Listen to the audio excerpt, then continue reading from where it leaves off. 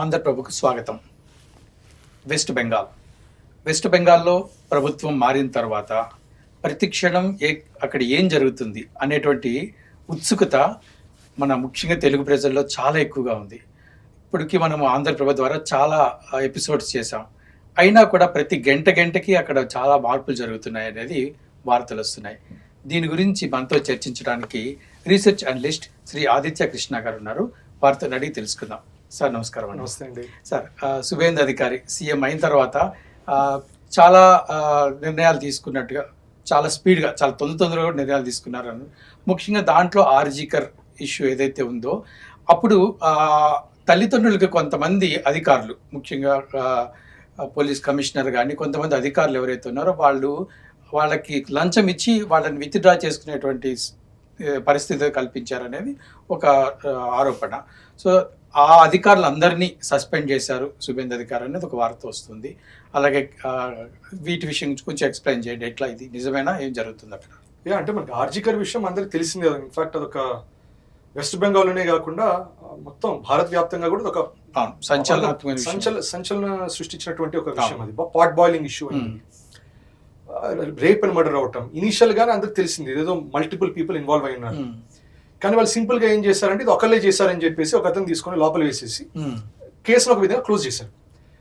దాంట్లో విక్టిమ్ వాళ్ళ అమ్మగారు రత్నదేవ్ నజీ, ఇప్పుడు ఆమె పానిహాటి ఎమ్మెల్యే అయ్యారు. ఆమె నేను ఒప్పుకోని ఇది ఒకసారి మళ్ళీ సెకండ్ పోస్ట్ మార్టం ఒకటి చేయాలంటే అప్పుడు అక్కడ ఉండే ఐ థింక్ నిర్మల్ ఘోష్, ఆయన అక్కడ ఉన్న ఎమ్మెల్యే, ఆయన ఏం చేశారంటే ఆయన అది లేదు అట్లా కుదరదు అట్లా అని చెప్పి బలవంతంగా ఈ విక్టిమ్ బాడీని తీసేసుకొని బలవంతంగా వాళ్ళు క్రిమేట్ చేశారు, ఫ్యామిలీ కూడా ఇవ్వకుండా, పోస్ట్ మార్టం అనేది చేయడానికి లేకుండా. సో ఎసెన్షియల్గా అక్కడ జరిగేవన్నీ సస్పిషియస్ కనబడుతున్నాయి. పోలీసులు అందరూ బ్యాక్ చేయడం, తర్వాత ఎవరిని కేసులో లోపలేస్తారో అతను చెప్పారు ఇది నన్ను ఫ్రేమ్ చేస్తున్నారు, ఇది నేను చేసిన విషయం కాదు, ఇది పోలీసులు ఇన్వాల్వ్ అయినారు దీంట్లో. ఇప్పుడు రత్నదేవ్ నజీ అనేది ఏంటంటే డైరెక్ట్ గా మమతా బెనర్జీ దాకా ఇన్ఫర్మేషన్ మొత్తం ఉంది, ఆమె లోపలేస్తే బయట పేర్లు వస్తాయని అంటున్నారు. ఇన్ఫాక్ట్ ఆమె ఫస్ట్ నుంచి క్లెయిమ్ చేస్తుంది ఒకళ్ళు చేసిన పని కాదు, ఇది మల్టిపుల్ మెంబర్స్ ఆర్ ఇన్వాల్వ్ అని చెప్తున్నాను.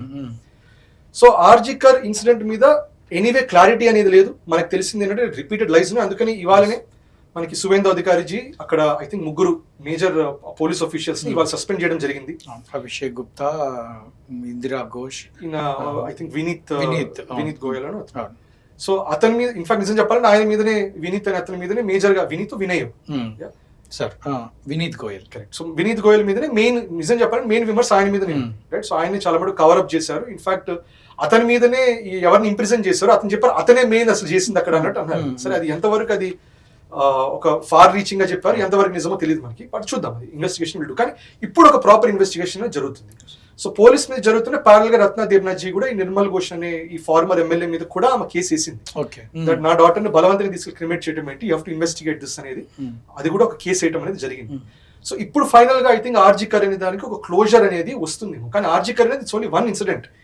ఎన్నో ఇష్యూస్ అట్లా law enforcement related multiple issues జరుగుతున్నాయి. ఇన్ఫాక్ట్ ఇప్పుడు సువేంద్ర అధికారిజీ చెప్పిన తర్వాత మన అందరికి అర్థమైంది ఏంటి, ఆయన ఏమన్నారు, ఇక మీదట భారతీయ న్యాయ సంహిత అనేది ఇప్పటి నుంచి వెస్ట్ బెంగాల్లో మనం పట్టుకొస్తామన్నారు. అసలు మన ఎవరికి తెలియదు కూడా వెస్ట్ బెంగాల్లో భారతీయ న్యాయ సంహిత అసలు ఇంప్లిమెంట్ అవ్వలేదనే విషయం కూడా మనకి తెలియదు. At the same time census అనేది ఇప్పటిదాకా ఇక మీదట మన సెన్సస్ అనేది ఇప్పుడు చేద్దాం సరిగ్గా అంటే సెన్సస్ కూడా అక్కడ చేయడానికి వాళ్ళు కోఆపరేట్ చేయలేదు. అంతెందుకు రకరకాలు మనకి ఇది ఆయుష్మాన్ భారత్, ఇది ఆయుష్మాన్ భారత్ ఉందనుకున్నాం, అది లేదు. పిఎంజే అది ఉందనుకున్నాం, అది లేదు. సో రకరకాల బేటీ బచావ్ బేటీ పడావ్ జరుగుతుంది అనుకున్నాం. ఇవి ఏమి none of the central government schemes are being implemented in west Bengal. So నిజం చెప్పాలంటే ఒక స్టేట్ లాగా ఉన్నప్పుడు ఒక సెంట్రల్ గవర్నమెంట్ నుంచి జరిగేటటువంటి ప్రతి స్కీమ్ ని ఇంప్లిమెంట్ చేయాల్సిన ఆ బాధ్యత వాళ్ళ మీద ఉంటుంది. సో వాళ్ళు అది చేయకుండా పెట్టి పొలిటికల్ రీజన్స్ కోసం ఇవేమి చేయకుండా వాళ్ళు ఎక్కడ సెంట్రల్ గవర్నమెంట్ క్రెడిట్ పోతుందా అనే ఉద్దేశంతో ఇట్లా ఆపేయడం అనేది దట్ ఇస్ టెరబుల్. ఇన్ఫాక్ట్ ఇంకొక మాట అన్నారు ఆయన, ఇప్పటి నుంచి మనం అసెంబ్లీలో లైవ్ టెలికాస్ట్ చేద్దాం అన్నారు. అదొక ఆశ్చర్యం. ఇంతవరకు లైవ్ టెలికాస్ట్ లేదు అక్కడ, లేదనే విషయం మన వెస్ట్ బెంగాల్ ఏం కాబట్టి మనకు తెలియదు.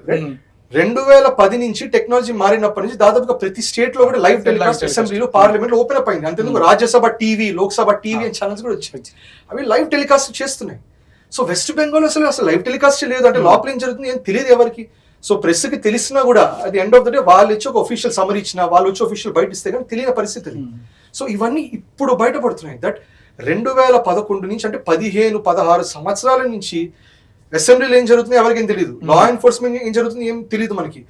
ఈ రిక్రూట్మెంట్ డ్రైవ్స్ ఎవరు పడితే వాళ్ళని తీసుకుంటున్నారు. అంతేందుకు ఒక న్యూస్ వచ్చినది ఏంటంటే 108 కాస్ట్స్ వాళ్ళు ఓబీసీ అని డిక్లేర్ చేశారు. దాంట్లో 55 హిందూ అయితే 53 ముస్లిం కాస్ట్లు ఓబీసీగా డిక్లేర్ చేశారు. అంటే ఇస్లాం అంటేనే కాస్ట్లెస్ సొసైటీ కదా, మరి అబ్రహామిక్ ఫెయిత్ కాస్ట్లెస్, అది హిందువులే చేస్తున్నారు, హిందువులే వాళ్ళకంతా కాస్ట్ డివిజన్స్ ఇవన్నీ చెప్పి అమెరికాలో యుఎస్ లో కూడా పిల్లలకి హిందూయిజం చదివించేటప్పుడు హిందూయిజం అంటే కాస్ట్ డిఫరెన్స్ ఉండి కాస్ట్ డిస్క్రిమినేషన్ చేసేటటువంటి మతం అని చెప్పి యుఎస్ లో పిల్లలకి చదివిస్తున్నారు. మరి అట్లాంటిది 53 కాస్ట్లు ఓబీసీగా వాళ్ళు ముస్లిమ్స్ అయిన వాళ్ళు చెప్పారు. సో అది పక్కన పెడితే 2024-2025 లో ఇంకో 71 ముస్లిం, ఇంకో 71 ఓబీసీ కాస్ట్ యాడ్ చేశారు. దాంట్లో 67 ముస్లింలు దాంట్లో మళ్ళా.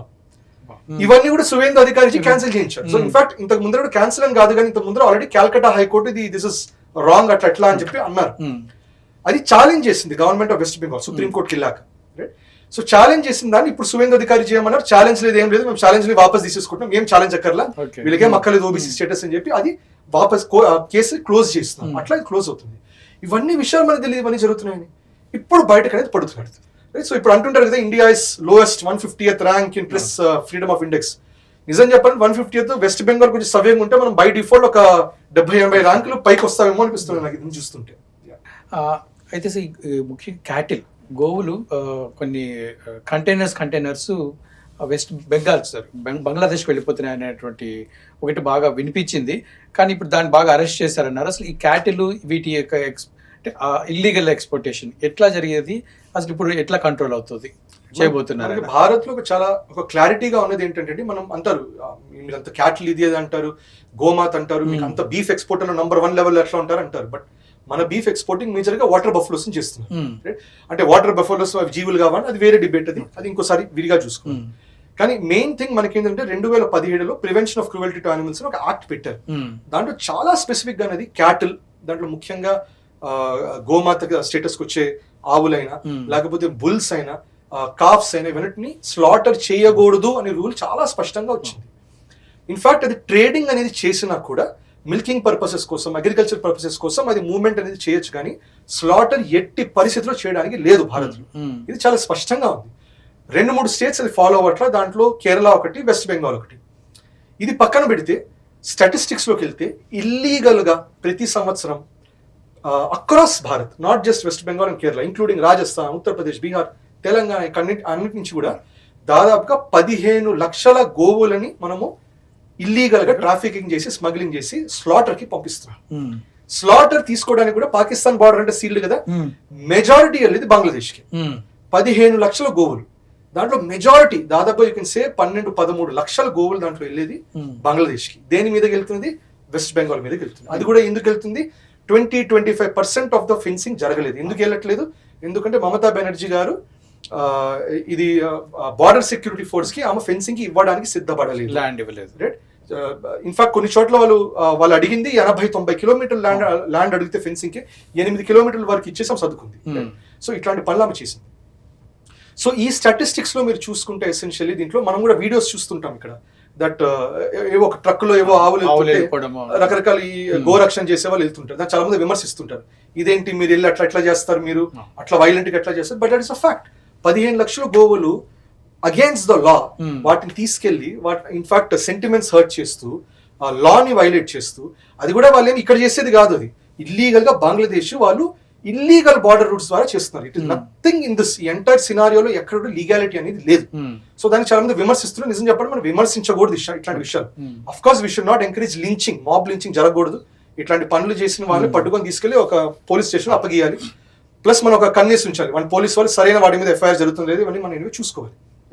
సో ఇట్లాంటి దాన్ని ఇప్పుడు సువేందు అధికారి చాలా స్పష్టంగా అన్నారు. వెస్ట్ బెంగాల్లో సో అక్రాస్ భారత్ అనేది క్యాటిల్ స్లాటర్ అనేది బ్యాన్ అయినా west Bengal, Kerala it is not ban.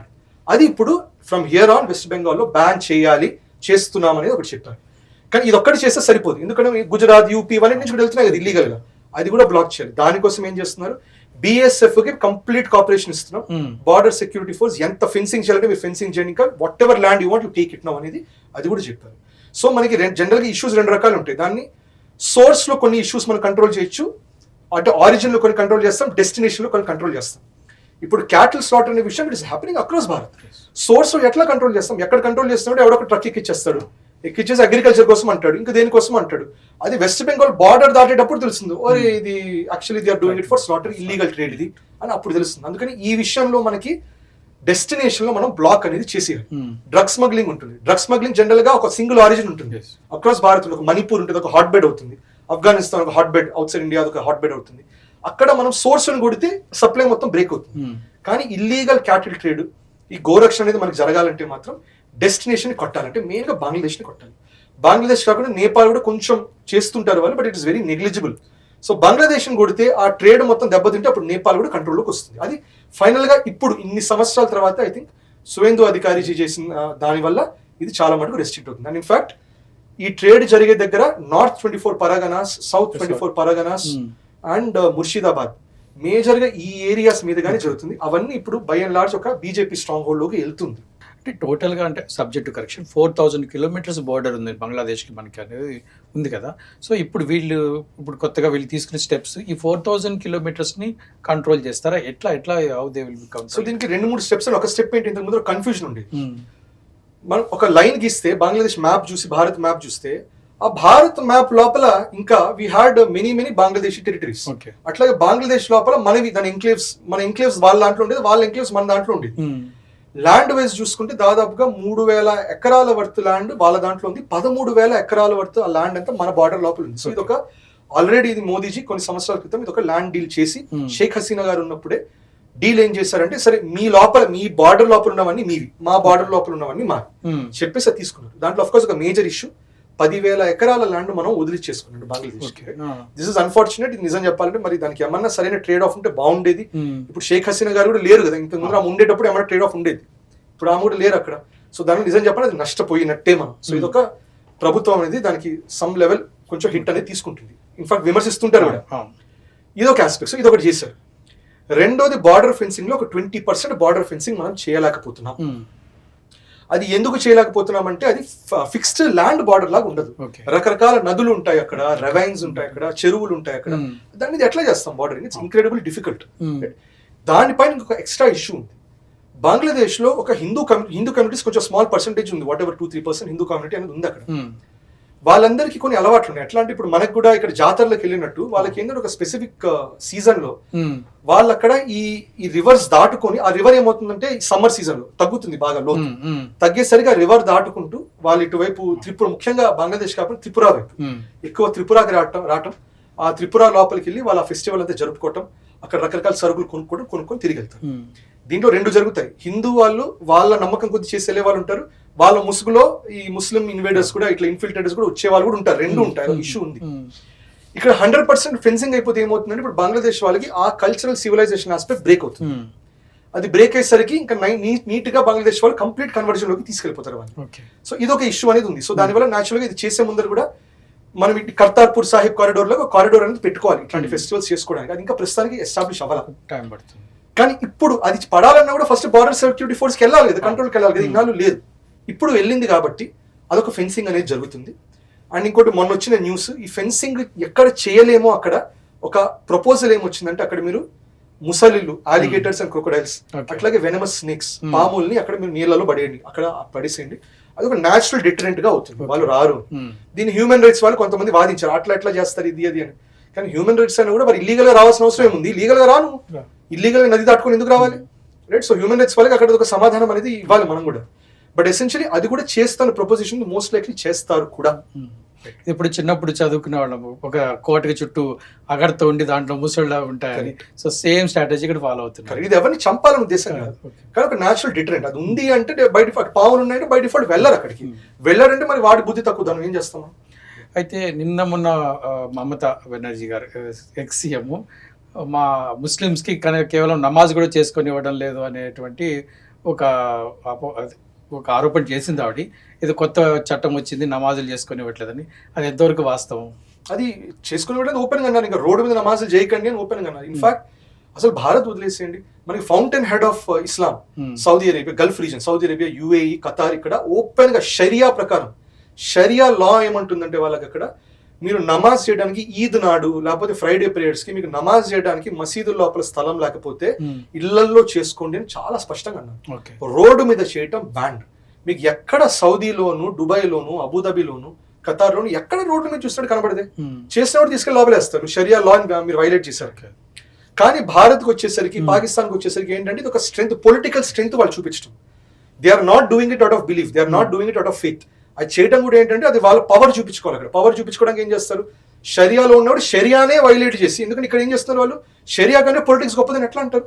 When you're a Muslim, when you have been given sharia law, when Bharat constitution recognizes your sharia law, అది రికగ్నైజ్ చేసినప్పుడు నాకు షరియా కాదు, నేను సొంత పొలిటికల్ అజెండా నడుపుకుంటే ఎట్లా అంటావు, ఏం బేసిస్ మీద అంటావు? సో అందుకని రోడ్ల మీద నమాజ్ అనేది డెఫినెట్ గా ఆపాలి. మేబీ ఎక్సెప్షన్స్ అనేవి ఇవ్వచ్చు. ఫర్ ఎగ్జాంపుల్ ఒక ఈద్ నాడు వాళ్ళు ఇస్తారంటే ఫైన్, ఎందుకంటే ఈద్ నాడు ఎవరికైనా కూడా ఫెస్టివల్స్ అనేది పబ్లిక్ గానే చేసుకుంటారు. So I think Eid is an exception. ఇది కూడా కొంతమంది విమర్శించారు, ఈద్లో కూడా ఎందుకు చేయాలని నచ్చు. కానీ నేనేమంటాను, ఒక రీజనబుల్ గా, న్యూట్రల్ గా, అన్బయాస్డ్ ఉండాలంటే మనము ధూమ్ ధామ్ మనం గణపతి పూజ ఎక్కడైనా చేయాలి. నో గో జోన్స్ ఉండకూడదు. అంతేందుకు ఇప్పుడు ఆంధ్రాలో కూడా అంటారు, ఆంధ్రాలో కొన్ని రీజన్స్ లో కూడా, ఇప్పుడు గుంటూరు అట్లాంటి ప్లేసెస్ లో కూడా వాళ్ళు ఏమంటారంటే కొన్ని నో గో జోన్స్ ఉన్నాయి. మీరు గణపతి అక్కడ చేయడానికి లేదు, అక్కడ గణేష్ పూజ చేయడానికి లేదు, అక్కడ నవరాత్రికి అక్కడ దుర్గామాతని పెట్టడానికి లేదు అక్కడ. సో అట్లాంటిది ఉండకూడదు. అక్రాస్ భారత్ ఎవరికి ఎక్కడ ఇప్పుడు ఒక 10 మంది ఉన్నా కూడా if they want to keep a Ganesh పండుగ ఓవర్ దే, వాళ్ళు పెట్టుకోవాలి అక్కడ. అట్లాగే ఈద్ నాడు, ఒక రంజాన్ నాడు మాత్రమే, రంజాన్ కూడా not through out the entire period, ఆ ఫైనల్ డే ఈద్ అల్ అదా, ఈద్ అల్ ఫితర్ ఏముందో చేసుకోవచ్చు. కానీ మిగతా టైం ఎందుకు చేయాలి, రోడ్ల మీద ఎందుకు చేయాలి, ఇళ్ళలో చేసుకోవచ్చు కదా.